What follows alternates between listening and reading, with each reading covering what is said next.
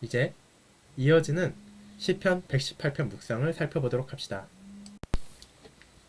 시편 118편을 펼쳐주시기 바랍니다. 시편 118편 1절부터 29절까지를 낭독한 후에 각각의 묵상을 살펴보도록 하겠습니다. 시편 118편을 펼쳐주시기 바랍니다.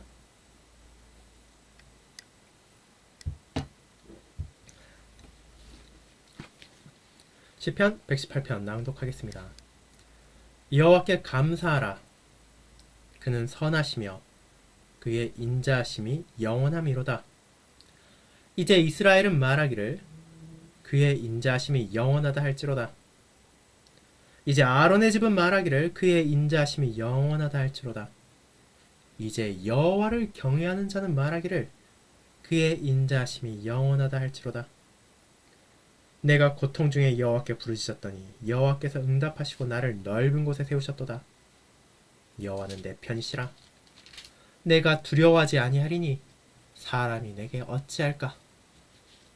여호와께서 내 편이 되사 나를 돕는 자들 중에 계시니 그러므로 나를 미워한 자들에게 보응하시는 것을 내가 버리로다. 여호와께 피하는 것이 사람을 신뢰하는 것보다 나으며 여호와께 피하는 것이 고관들을 신뢰하는 것보다 낫도다. 문 나라가 나를 애워쌌으니 내가 여호와의 이름으로 그들을 끊으리로다. 그들이 나를 애워싸고 애워쌌으니 내가 여호와의 이름으로 그들을 끊으리로다. 그들이 벌들처럼 나를 애워쌌으나 가시덤불에 불같이 타 없어졌나니 내가 여호와의 이름으로 그들을 끊으리로다. 너는 나를 밀쳐 넘어뜨리려 하였으나 여호와께서는 나를 도우셨도다. 여호와는 나의 능력과 찬송이시오 또 나의 구원이 되셨도다. 의인들의 장막에는 기쁜 소리, 구원의 소리가 있으며 여호와의 오른손이 권능을 베푸시며 여호와의 오른손이 높이 들렸으며 여호와의 오른손이 권능을 베푸시도다. 내가 죽지 않고 살아서 여호와께서 하신 일을 선포하리로다. 여호와께서 나를 심히 경책하셨어도 죽음에는 넘기지 아니하셨도다. 내게 의의 문들을 열지어다. 내가 그리로 들어가서 여호와께 감사하리로다. 이는 여호와의 문이라. 의인들이 그리로 들어가리로다. 주께서 내게 응답하시고 나의 구원이 되셨으니 내가 주께 감사하리다. 건축자의 버린 돌이 집 모퉁이의 머릿돌이 되었나니 이는 여호와께서 행하신 것이요 우리 눈에 기이한 바로다. 이 날은 여호와께서 정하신 것이라. 이 날에 우리가 즐거워하고 기뻐하리로다. 여호와여 구하옵나니 이제 구원하소서. 여호와여 우리가 구하옵나니 이제 형통하게 하소서. 여호와 이름으로 오는 자가 복이 있으며 우리가 여호와의 집에서 너희를 축복하였도다. 여호와는 하나님이시라. 그가 우리에게 빛을 비추셨으니 밧줄로 절기 제물을 제단불에 맬지어다. 주는 나의 하나님이시라. 내가 주께 감사하리다. 주는 나의 하나님이시라. 내가 주를 높이리다. 여호와께 감사하라. 그는 선하시며 그의 인자하심이 영원함이로다. 아멘. 시편 118편의 첫 번째 묵상은 6절 여호와는 내 편이시라 내가 두려워하지 아니하리니 사람이 내게 어찌할까라는 본문을 기반으로 하겠습니다. 이 묵상을 살피기 전 이 묵상에 읽는 본문에 나와 있는 또 다른 본문인 히브리서 5장 7절부터 10절까지를 제가 낭독하도록 하겠습니다. 히브리서 5장 7에서 10절은 다음과 같습니다. 그는 육체에 계실 때 자기를 죽음에서 능히 구원하실 이에게 심한 통곡과 눈물로 간구와 소원을 올렸고 그의 경건하심으로 말미암아 들으심을 얻었느니라. 그가 아들이시면서도 받으신 고난으로 순종함을 배워서 온전하게 되셨은즉 자기에게 순종하는 모든 자에게 영원한 구원의 근원이 되시고 하나님께 멜기세덱의 반차를 따른 대제사장이라 칭하심을 받으셨느니라. 아멘. 자, 시편 118편 6절을 기반으로 한 이 첫 번째 묵상은 사람이 내게 어찌할까 라는 제목을 가지고 있습니다. 그럼 이 묵상을 낭독하겠습니다. 사람이 내게 어찌할까? 저는 이 질문에 대한 답을 전혀 없다고 답하기를 사랑합니다. 하지만 사실 그 대답은 진실이 아닙니다. 사람들은 많은 것을 할 수 있습니다. 그들은 여러분의 집을 부수고 여러분의 소유를 훔칠 수 있습니다. 그들은 여러분에 대해 험담을 할 수도 있습니다. 어린 시절에도 우리는 사람들이 얼마나 폭력적이 될 수 있는지도 발견하게 됩니다. 그들은 남을 괴롭히는 행동을 함으로써 누군가의 삶을 거의 견딜 수 없을 정도로 만들 수도 있습니다. 불신자들은 여러분이 그리스도인이라는 이유로 공격할 수 있습니다. 어쩌면 여러분은 주일에 일할 수 없다는 이유만으로 시간제 근무를 거부당했을지도 모릅니다. 우리가 사는 세계의 일부에서는 교회 건물에 폭파당하거나 자신의 자녀들이 납치당하는 신자들도 있습니다. 이 시편은 사람이 내게 무엇을 할 수 있냐고 묻습니다. 그 답은 많은 것을 할 수 있습니다. 자, 이 시편 118편이 그럼에도 삶이 쉬울 것이라고 말하지 않는다는 것은 중요한 사항입니다. 시편 저자는 13절에서 말합니다. 나를 밀쳐 넘어뜨리려 했으나, 그리고는 18절에서 이어서 말합니다. 여호와께서 나를 심히 경책하셨어도 죽음에는 넘기지 아니하셨도다. 자, 그는 죽지 않았습니다. 하지만 거의 그것에 가까울 정도로 고통받았습니다. 여호와께서는 심지어 그를 경책하셨습니다. 그를 가르치기 위해 그가 고난당하게 하셨습니다. 상상해 보십시오. 여호와께서 나를 가르치기 위해 누군가가 나의 집에 침입해서 물건을 훔쳐가게 허용하신다고 말입니다. 그분께서 이것을 통해 무엇을 내게 가르칠 수 있겠습니까? 이 절이 그리스도인들에게 음행이나 돈을 사랑하지 말라고 경고하는 히브리서 13장 6절에 인용되는 것을 주목하십시오. 우리는 물론 그와 같은 것 대신 여호와를 사랑해야 합니다. 그분을 신뢰해야 합니다.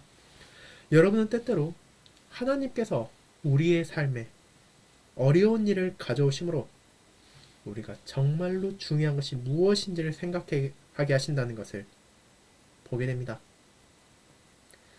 고난의 시기, 여러분은 하나님께 가까이 가며 하나님께서 우리를 사랑하시는 것이 그 무엇보다도 중요하다는 것을 깨닫게 됩니다. 다르게 말하자면 그분께서 여러분을 돌보고 계십니다.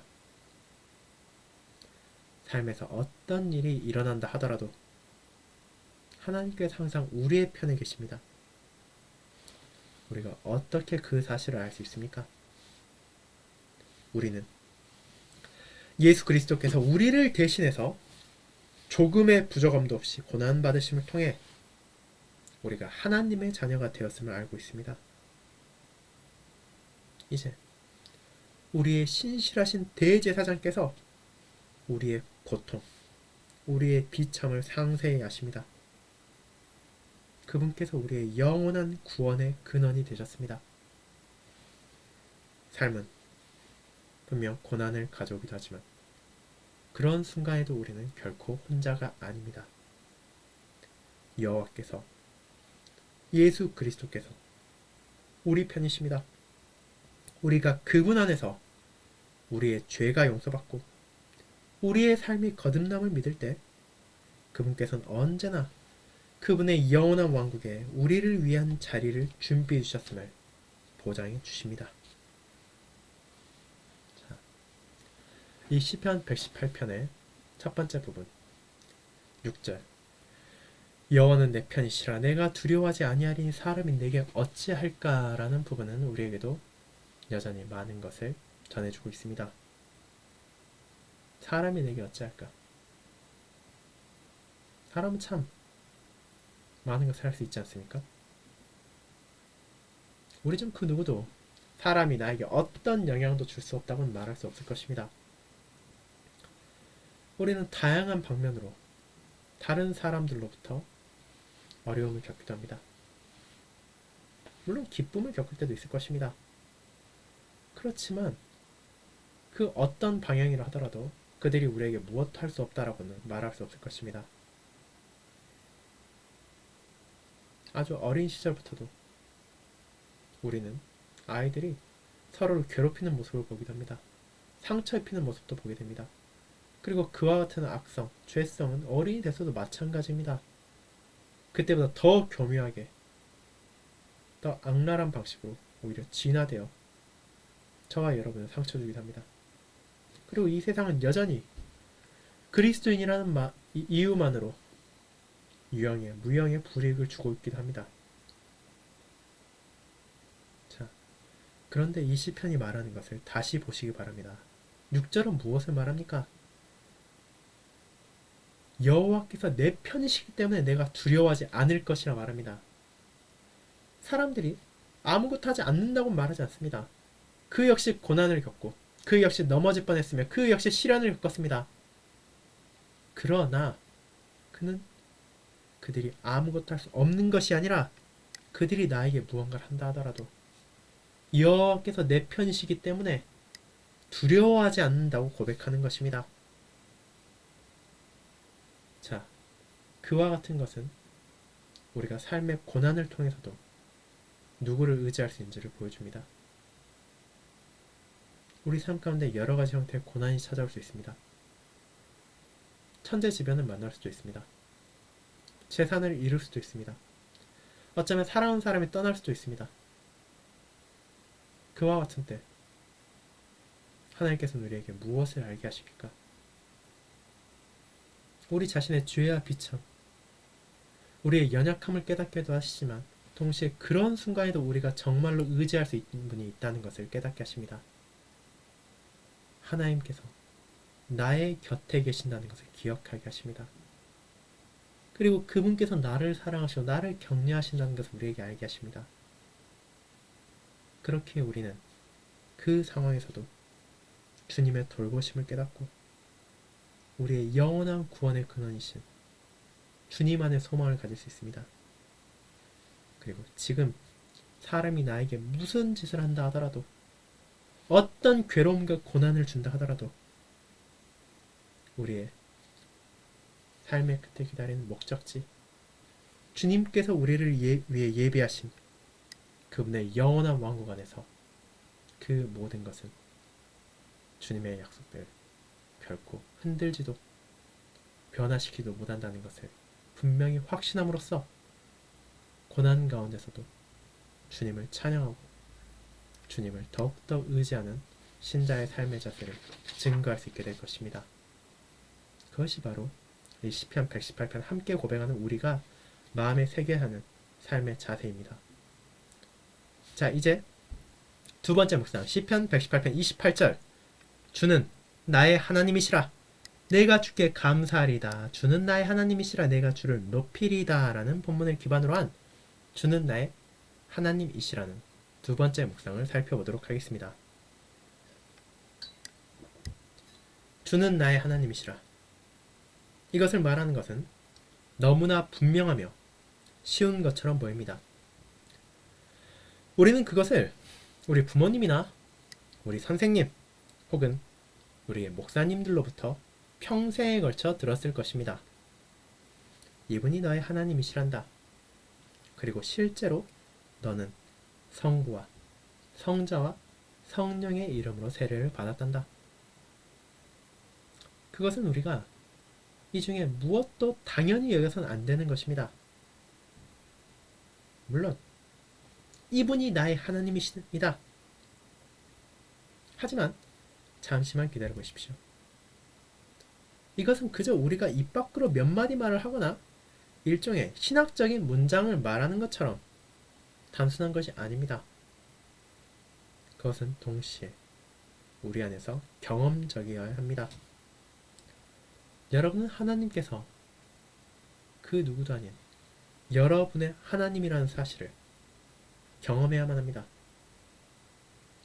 시편 저자는 자신의 경험을 통해 이 하나님께서 그 자신, 개인의 하나님이라는 것을 배웠습니다. 그의 삶이 끝난 것처럼만 보였습니다. 그는 모든 방면에서 억압을 받았습니다. 심지어 하나님께서도 그를 경책하셨습니다. 하지만 하나님은 자신이 그를 사랑하심을 보여주시고 그를 건져주셨습니다. 하나님께서는 심지어 그로 하여금 예루살렘에 들어가 성전에 가서 제사를 드리도록 하였습니다. 어째서입니까? 왜냐하면 그분께서 의인들 가운데 계시기 때문입니다. 믿음을 통해 그의 죄가 용서받았고 그는 하나님께 의롭게 되었습니다. 여호와께서 놀라운 일들을 그를 위해 행하신 것입니다. 그렇게 시편 저자가 이 하나님에 대해 말하는 것은 매우 개인적이며 진정한 고백입니다. 당신은 저의 것입니다.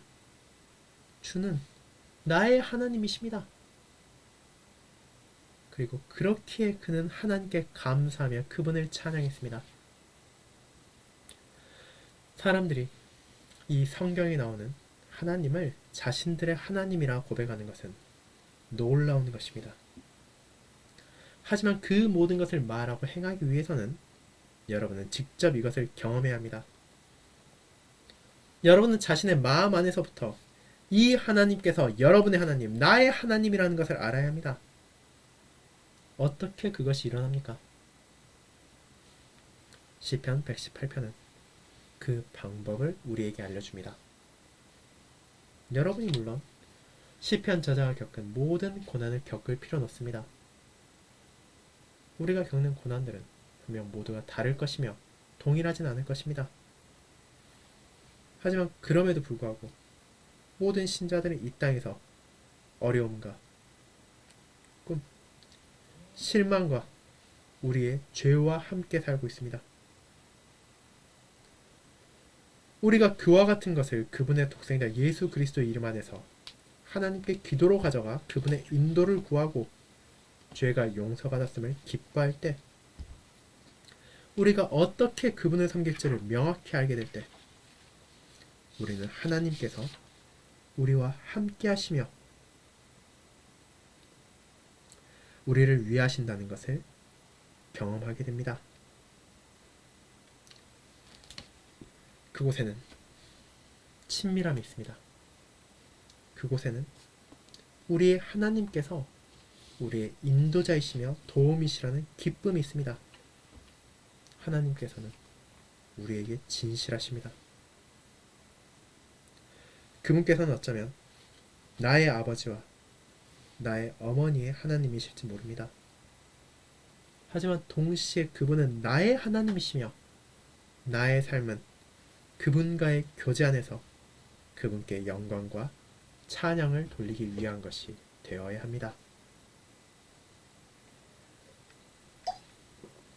이 고백에서 지금 말하고자 하는 것은 무엇입니까? 이 묵상이 말하는 것은 신자들이 정말로 일상적으로 생각하기 쉬운, 너무나 당연하다 생각해서 놓치기 쉬운 진리에 대해 말하고 있습니다. 주는 나의 하나님이시다. 하나님이 나의 하나님이라고 고백하는 것, 그것은 어쩌면 너무 쉬운 것처럼 보일 수도 있습니다. 교회에 다니는 사람들이라면 아마 대부분 별 주저함 없이 하나님은 나의 하나님이시다라고 말할 것입니다. 하지만 그것을 말할 때 우리가 기억해야 하는 것이 무엇입니까? 이것은 단지 교회에 다니는 신자로서 캐치프레이즈가 아닙니다. 슬로건도 아닙니다. 그저 신학적인 지식, 그것을 담담히 말하는 것도 아닙니다. 우리가 1 더하기 1은 2다라고 말하는 것처럼 하나님은 나의 하나님이다, 이렇게 어떤 생각도 없이 고백하는 것은 아니어야 합니다. 우리가 정말로 하나님이 나의 하나님이다라고 고백할 때는 그분이 나에게 베푸신 것을 경험하며 그분께서 베푸신 은혜와 사랑을 정말로 고백함으로써 이루어져야 합니다. 나의 삶 가운데서도 하나님께서 끊임없는 은혜를 베풀어 주십니다. 그분께서 나를 인도하시고 나를 용서하시고 나를 사랑하신다는 것을 우리는 주님께 나아갈 때 경험하게 됩니다. 그 경험 안에서 우리는 이를 고백합니다. 그 하나님께서 나의 아버지나 나의 어머니의 하나님이시기도 합니다. 물론 부모님께서 교회를 다니지 않으신다면, 하나님 믿지 않은 분이라면 그런 고백을 함께 할 수는 모릅니다.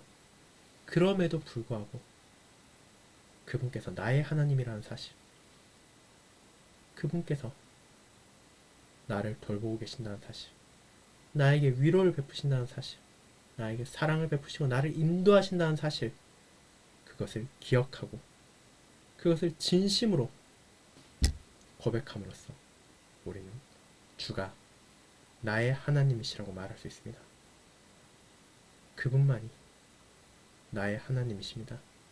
그리고 우리는 그분의 자녀입니다.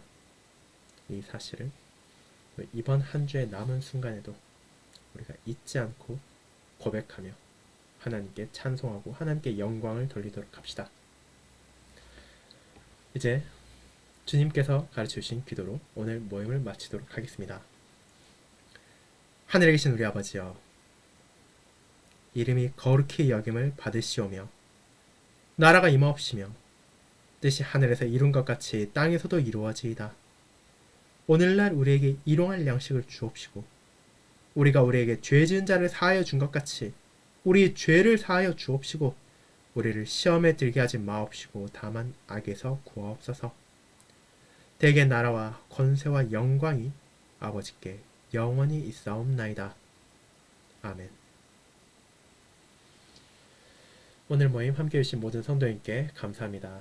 또 이번 한 주의 남은 나날도 주님 안에서 강건하시고 또 교회에서 주일에 뵙기를 기다리도록 하겠습니다. 감사합니다.